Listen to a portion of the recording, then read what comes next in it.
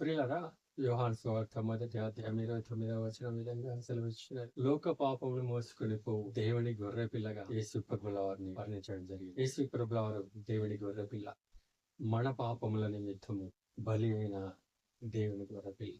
పాత నిబంధన గ్రంథంలోని బలులన్నీ యేసు ప్రభుల వారిలో నెరవేర్చబడ్డాయి. ఇంకా నీ పాప భారము నీవే మోసుకుంటున్నావా? ఇప్పటికైనా ఆయన నీ కొరకు బలియాగమయ్యారనే విషయాన్ని గ్రహించి నీ పాప భారం అంతా ఆయన దేవుని గొర్రెపిల్లగా భరించి ఉన్నారని తెలుసుకొని నిజమైన మారు మనసు అనుభవంలోకి నడిపించబడాలి.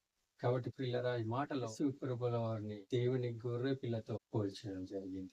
ఆ గొర్రె పిల్ల మన పాపములను మోసి ఉండగా మనకు చింత ఎలా? నిజమైన పశ్చాత్తాప అనుభవంతో మనము దేవుని యందు నిరీక్షణతో ముందుకు కూడా సాగుదాం. అటువంటి గొప్ప ధన్యత ప్రభు మనకు అనుగ్రహించిన దాకా.